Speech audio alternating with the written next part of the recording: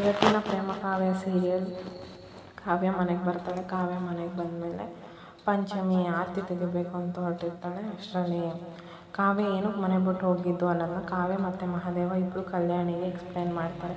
ಆ ಭರತ್ ಎಷ್ಟು ಕೆಟ್ಟವನು ಅಂತಲೂ ಎಕ್ಸ್ಪ್ಲೈನ್ ಮಾಡ್ತಾರೆ. ಇದನ್ನು ಕೇಳಿದ್ದು ಕಲ್ಯಾಣಿ ಒಳ್ಳೆಯದಕ್ಕೋಸ್ಕರ ನಾನು ಎಷ್ಟು ನೋವು ಬೇಕಾದ್ರೂ ಅನುಭವಿಸ್ತೀನಿ ಅಂತ ಹೇಳಿ ನಗಾಡ್ತಾಳೆ.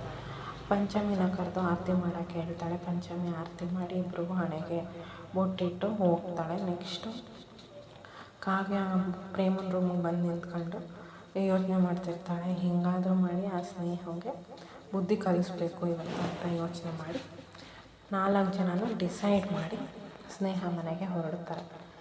ಸ್ನೇಹ ಮನೆಗೆ ಹೊರಟ ಮೇಲೆ ಸ್ನೇಹ ಮನೇಲಿ ಹೆಂಗಿರ್ತಾಳೆ ಅಂತಂದರೆ ಅವಳು ರೂಮಲ್ಲಿ ಎಲ್ಲ ದೇವ್ರ ಫೋಟೋಗಳನ್ನ ಅವಳು ಸುತ್ತ ಹಿಡ್ಕೊಂಡು ಕೈಯಲ್ಲಿ ಆಂಜನೇಯನ ಫೋಟೋ ಇಟ್ಕೊಂಡು ದೇವ್ರ ಹತ್ರ ಬೇಡ್ಕೊಳ್ತಾ ಇರ್ತಾಳೆ. ದೇವರೇ ಪ್ಲೀಸ್ ನನಗೆ ಆ ಪ್ರೇಮನಿಂದ ಏನು ತೊಂದರೆ ಆಗ್ದಂಗೆ ನೋಡ್ಕೊ, ನಾನು ಇಷ್ಟು ದಿನ ಏನು ಮಾಡಿದೆ ಆ ತಪ್ಪನ್ನೆಲ್ಲ ಕ್ಷಮಿಸು ಅಂತ ಹೇಳಿ ದೇವ್ರ ಹತ್ರ ಬೇಡ್ಕೊಳ್ತಾ ಇರ್ತಾಳೆ.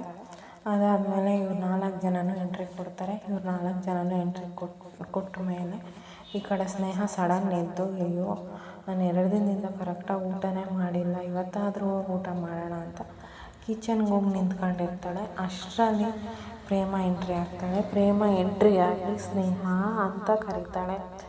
ಕರೆದ್ಮೇಲೆ ಸ್ನೇಹ ಫುಲ್ ಭಯದಿಂದ ನಡುಗ್ತಾ ಇರ್ತಾಳೆ.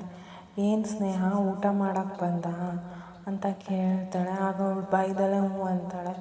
ನಾನು ಅವತ್ತಿಂದನೂ ಸರಿಯಾಗಿ ಊಟ ಮಾಡಿಲ್ಲ, ನನಗೂ ಊಟ ಕೊಡು ಸ್ನೇಹ ಅಂತ ಕೇಳಿದಾಗ ಸ್ನೇಹ ಪ್ಲೀಸ್ ನನ್ನ ಪ್ರಾಣ ಯಾಕೆ ಹಿಂಗೆ ತಿಂತಿದ್ಯಾ, ದಯವಿಟ್ಟು ಇಲ್ಲಿಂದ ಹೊರಟೋಗು ಅಂತ ಹೇಳ್ತಾಳೆ. ಆಯಿತು ನಾನು ಹೊರಟೋಗ್ತೀನಿ, ಬಟ್ ನನಗೂ ಊಟ ಕೊಡು ಸ್ನೇಹ ಅಂತ ಕೇಳ್ತಾಳೆ. ಬಟ್ ಸ್ನೇಹ ಒಪ್ಪಲ್ಲ, ಡ್ಯಾಡಿ ಅಂತ ಕರೀತಾಳೆ. ಅವ್ರ ಡ್ಯಾಡಿ ಬರಲ್ಲ. ಇದೆಲ್ಲ ಕಾನ್ವರ್ಸೇಷನ್ ಇರಬೇಕಾದ್ರೆ ಈ ಕಡೆ ಕಾವ್ಯ, ಮಹಾದೇವ ಮತ್ತು ರಾಮ್ 3 ಜನನೂ ಮಜಾ ತಗೊಳ್ತಿರ್ತಾರೆ.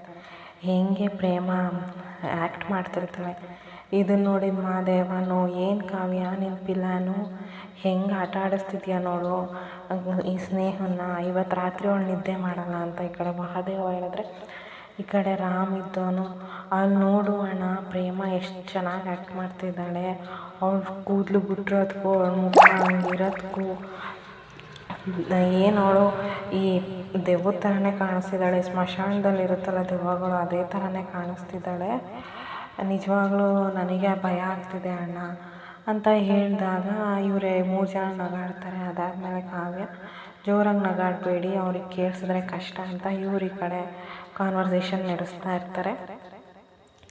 ಅದಾದಮೇಲೆ ಕಾವ್ಯ ಒಂದು ಐಡಿಯಾ ಕೊಟ್ಟಿರ್ತಾಳೆ. ಅವ್ರ ಮನೇಲಿರೋ ಕಾರ್ಟನ್ಗೆ ಬೆಂಕಿ ಹಾಕಬೇಕು ಅಂತ. ಅದನ್ನು ಹಾಕೋಕ್ಕೆ ರಾಮ್ ಹೋಗ್ತಾನೆ. ಈ ರಾಮ್ ಹೋಗಿ ಹಾಕ್ಬಿಟ್ಟು ಬರ್ತಾನೆ. ಈ ಸ್ನೇಹ ಎಷ್ಟು ಇದು ಮಾಡ್ತಿರಲ್ಲ.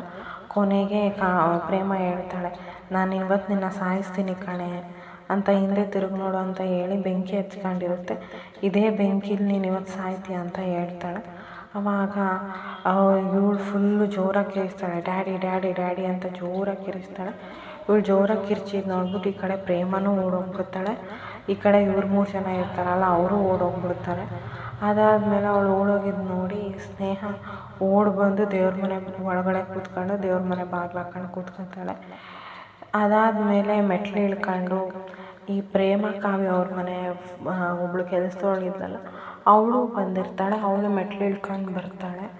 ಅದಾದಮೇಲೆ ಇವರೆಲ್ಲ ಅಡುಗೆ ಮನೇಲಿ ಸೇರಿರ್ತಾರೆ. ಅಡುಗೆ ಮನೆಯಿಂದ ಎಲ್ಲರೂ ಹೊರಗಡೆ ಬಂದು ಹೆಂಗೋ ಇವ್ರ ಮನೆಗೆ ತಲುಪ್ತಾರೆ. ನಾಳಿನ ಎಪಿಸೋಡಲ್ಲಿ ಏನಿರುತ್ತೆ ಅಂತ ಅಂದರೆ ಪ್ರೇಮ ರಾಮ್ ಎಲ್ಲರೂ ಬಂದು ಅವರ ರೂಮಲ್ಲಿ ಮಲಗಿರ್ತಾರೆ. ಪ್ರೇಮಂಗೆ ನೀರು ಕುಡಿಬೇಕು ಅಂತ ಬಾಯಾರಿಕೆ ಆಗುತ್ತೆ. ಬಟ್ ನೀರು ಖಾಲಿ ಆಗಿರುತ್ತೆ. ಅದನ್ನು ನಾನೇ ತಗೊಂಬರೋಣ ಅಂತ ಹೊರಗಡೆ ಹೋಗ್ತಾಳೆ. ಆವಾಗ ಡೈನಿಂಗ್ ಟೇಬಲಲ್ಲಿ ಊಟನೂ ಇರುತ್ತೆ, ಮೊಸರನ್ನ ಇರುತ್ತೆ. ಮೊಸರನ್ನ ಹಾಕೊಂಡು ತಿಂತಾ ಇರ್ತಾಳೆ. ಅಷ್ಟರಲ್ಲಿ ರಾಜೇಶ್ವರಿ ಬರ್ತಾಳೆ. ರಾಜೇಶ್ವರಿ ಬಂದು ಯಾರದಂಗೆ ಸೌಂಡ್ ಮಾಡ್ತಿರೋದು ಅಂತ ಅಂದಾಗ ಈ ಪ್ರೇಮ ಮತ್ತೆ ನಾಟಕ ಮಾಡಬೇಕಲ್ಲ, ಅದಕ್ಕೆ ನಾನು ಅತ್ತೆ ಊಟ ಮಾಡ್ತಾಯಿದ್ದೀನಿ ತಗೊಳ್ಳಿ ತಿನ್ನಿ ಅಂತ ಅವ್ಳಿಗೂ ಫೋರ್ಸ್ಫುಲ್ಲಾಗಿ ತಿನ್ನಿಸ್ತಾಳೆ. ಅದು ನಾಳಿನ